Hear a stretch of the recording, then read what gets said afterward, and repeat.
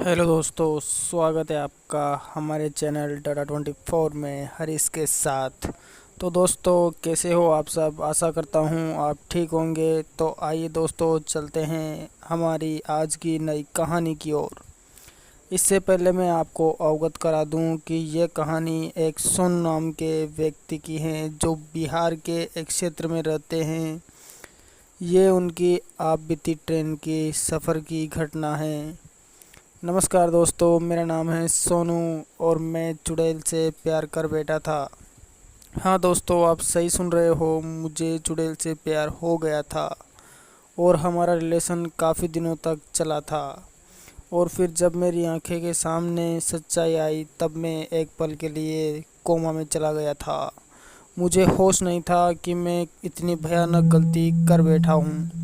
आपको तो यकीन नहीं हो रहा होगा दोस्तों, लेकिन इस भयानक और खौफनाक घटना को सुनकर आप खुद ब खुद यकीन कर लोगे। ये बातें ऐसी जैसे सुनने में तो आपको अजीब लग रही हैं। मेरे को खुद को विश्वास नहीं था कि मेरे से इतनी बड़ी गलती हो गई। दरअसल दोस्तों, ये बात तब की है जब मैं जयपुर एक कंपनी में सुपरवाइज़र था।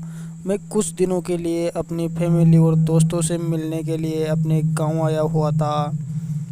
अब मेरी छुट्टियां कंप्लीट हो चुकी थी, मुझे फिर से अपनी जॉब को संभालना था। मैं शाम को गांव से निकला। मेरा दोस्त विक्की मेरे को अपनी बाइक पर छोड़ने गया था। बदकिस्मत हुआ ये कि विक्की की बाइक पंचर हो गई और वह पंचर उस जगह पर हुआ जहां पर आसपास कोई पंचर बनाने वाला नहीं था। हम दोनों ने पैदल ही बाइक को 3 किलोमीटर तक घसीटा। फिर जाके कहीं हमने पंचर वाले की दुकान देखी और फिर पंचर बनवाया। बाइक का पंचर तो बनवा लिया, लेकिन मेरी जियारत एक्सप्रेस अब निकल चुकी थी।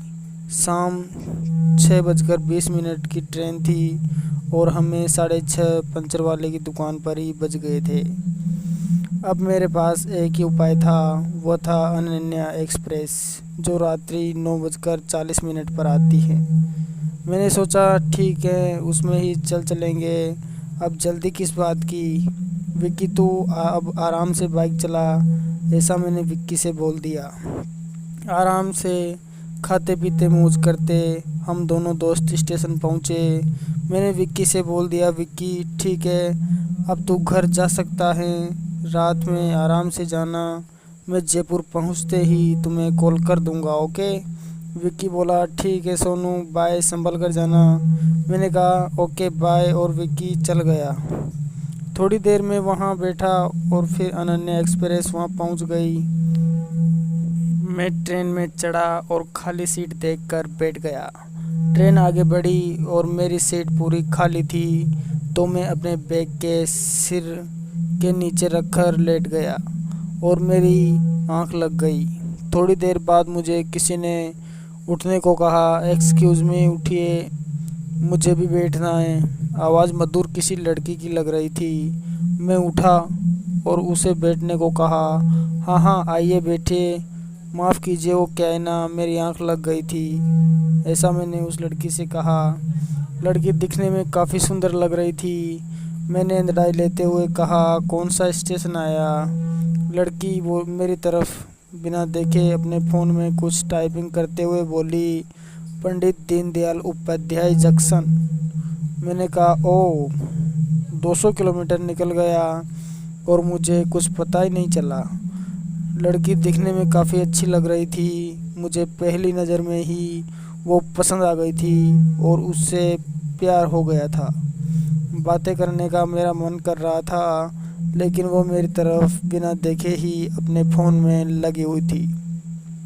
मैंने उसको बातों में उलझाने के लिए कहा, यह नींद भी कितनी अजीब है ना, सैकड़ों किलोमीटर का सफ़र कट जाता है और हमें पता ही नहीं चलता।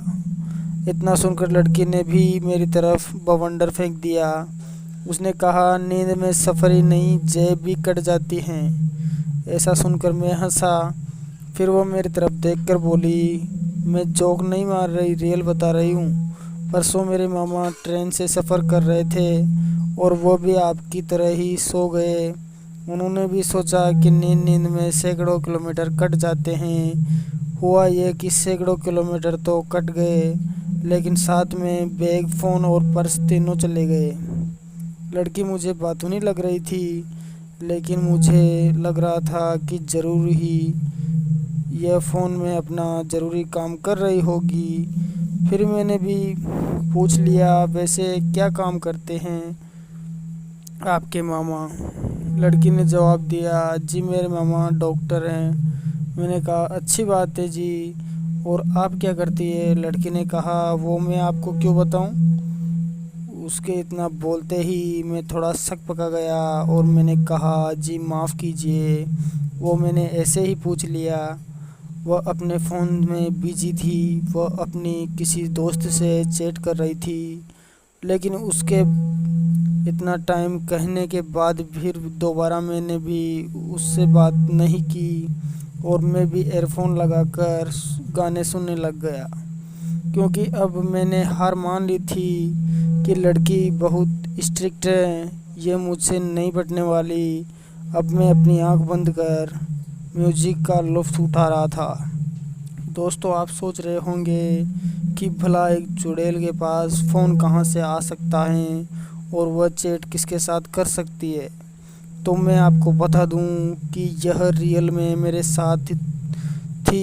ये सिर्फ मुझे ही दिख रही थी और यह मुझे तब पता चला जब मेरे सामने मेरी स्पष्टीकरण की वजह से कुछ इनक्लूज निकले।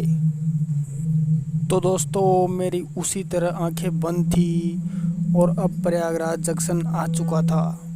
उसी वक्त उस लड़की ने मेरे कंधे पर हाथ रख कर कहा, आपका स्टेशन आ चुका है। मेरे कान में एयरफोन लगे हुए थे, मुझे कुछ सुनाई नहीं दिया। मैंने अपने कान से एयरफोन हटाया और फिर कहा, आपको कुछ चाहिए क्या? उसने कहा, अरे नहीं, मैं तो ऐसा बोल रही हूँ कि आपका स्टेशन आ गया। आपने आंखें बंद कर रखी हैं, इसलिए मैंने सोचा कि कहीं आपको नींद आ गई हो और आप आगे निकल जाएं। फिर मैंने कहा, थैंक यू, लेकिन मैडम ये मेरा स्टेशन नहीं है, मुझे तो जयपुर जंक्शन पे उतरना है। फिर लड़की बोली, पहले तो आप मुझे मैडम का नाम बंद कीजिए, मेरा नाम संजना है, संजना, ओके। मैंने कहा, नाइस नेम। उसने कहा, और आपका? मैंने कहा, जी सोनू, सोनू नाम है मेरा। वो बोले, अच्छा तो सोनू जी, वैसे आप करते क्या हैं? अब की बार मैं उसे नखरे दिखाने लग गया और मैंने भी कह दिया, वो मैं आपको क्यों बताऊं? लड़की हंसी और बोली, अच्छा जी। दोस्तों, उस स्माइल पे ही मैं पूरी तरह फिदा हो चुका था। काम तो क्या, मैं उसे अपने दिल के एक एक जज्बात बताना को तैयार था। तो दोस्तों, आज के लिए बस इतना ही।